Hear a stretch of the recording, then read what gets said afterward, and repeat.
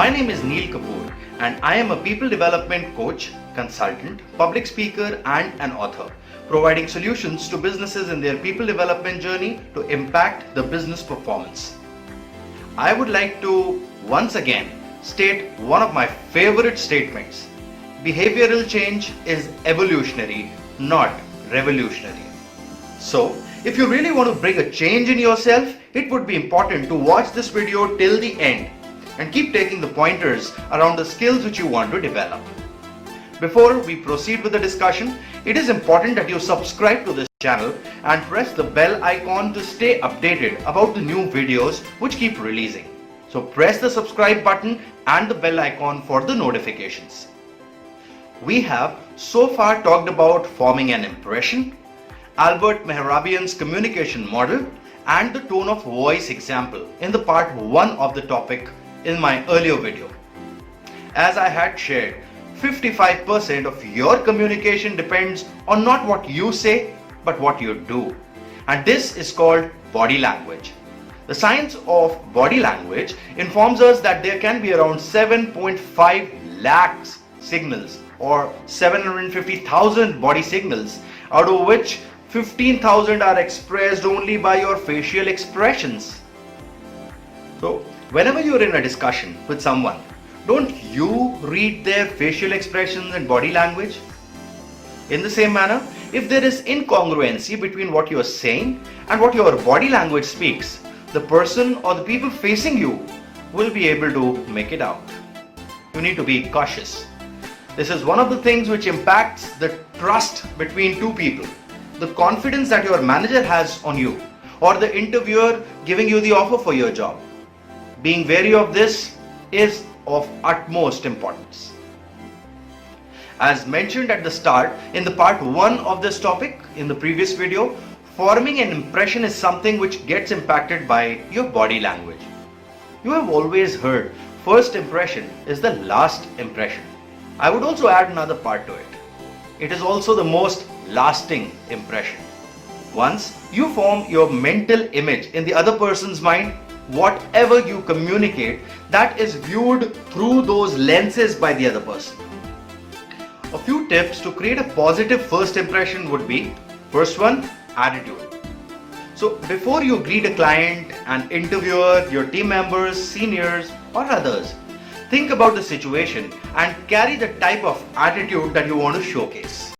If you are to have a difficult conversation with one of your team members, your attitude will differ from when you are meeting a new client for sales closure. Second, smile. Smile is a curve that sets everything straight. Use it often as a tool to win others, your clients, your prospective customers, your managers and others. But be wary. Smile. Don't laugh. It can give you different results if you laugh when confronting an infuriated customer. Next, eye contact. When you are speaking with someone, look into their eyes.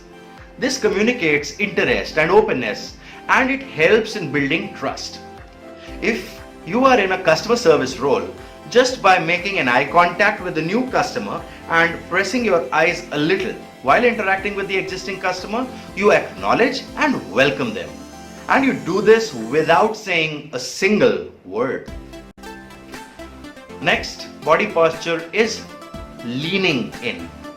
When you are to show your interest during communication, you must lean in slightly towards the person you are addressing. This shows your interest and engagement, though you should also ensure that when you do so, you are not invading the personal space of that person. The next body posture that we are going to talk about used to be a handshake. Though this was one of the quickest ways to establish rapport, today in the COVID-19 scenario, leaders from across nations, of course, including India and America, Israel and others, they are trying and avoiding this gesture. And so must you as well. Even if others are trying to give you a handshake, you must politely say Namaste and request the others to use the same as a professional meeting gesture. It's always better to be safe than sorry. A couple of other gestures which you can use are pointing of fingers. This is a body movement where you point your fingers to others. This gesture can be often seen during the team meetings, negotiation discussions, and even some interview sessions in order to emphasize or to show dominance. However, this gesture also shows that you are losing control over the situation. It often reminds of a parent scolding children. So try to avoid this. Hand and arm movement. When you want to project your enthusiasm, your drive, your hand and arm gestures help you in doing so.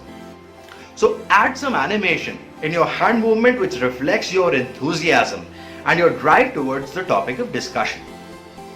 Syncing your non-verbals with your verbal communication is a mandatory requirement. To develop trust and to establish your credibility, you must have both in congruence with each other.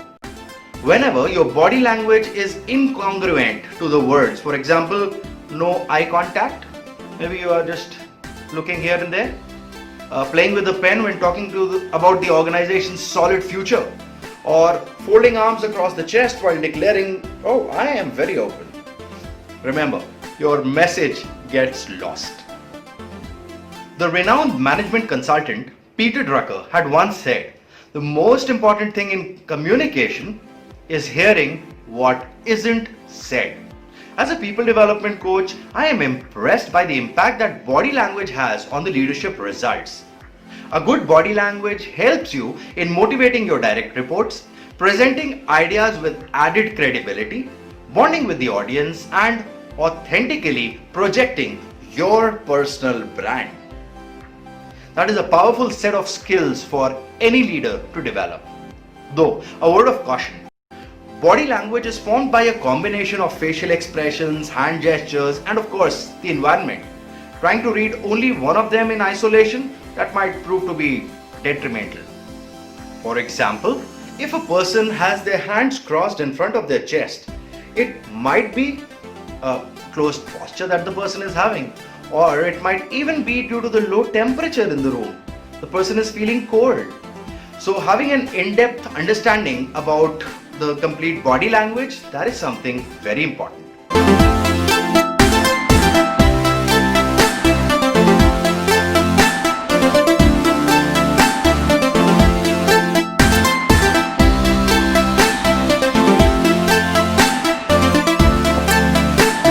Next, let us talk about the 7%. So when you are using words in communication, the choice of words that you make, that is important. And the choice of these words is based on your vocabulary. Developing your vocabulary helps you in finding the precise word which conveys your message across to the others. A simple way to do this is to find 5 new words every day. Write them in a notebook along with their dictionary meaning. Next day, make use of these words at least 5 times in different sentences. This will add these words in your vocabulary.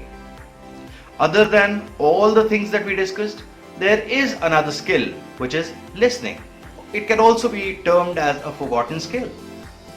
Since the time we are born, we have always been taught to speak.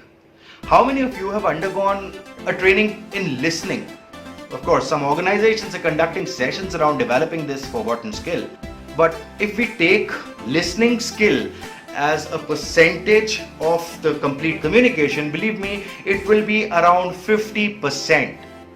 Due to the importance attached with the listening skill, I have covered it in another video around listening skills.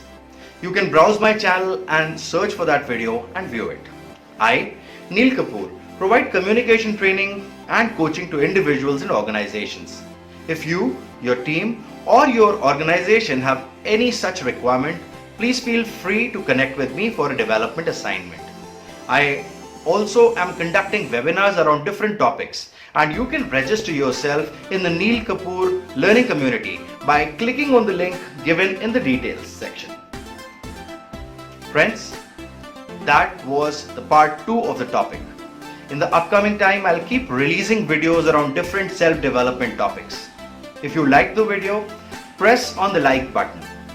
Whatever you learned from this, share it in the comments section. It would help you to know about the future video releases if you subscribe to this channel by pressing on the notification bell icon. So press the subscribe and the bell icon.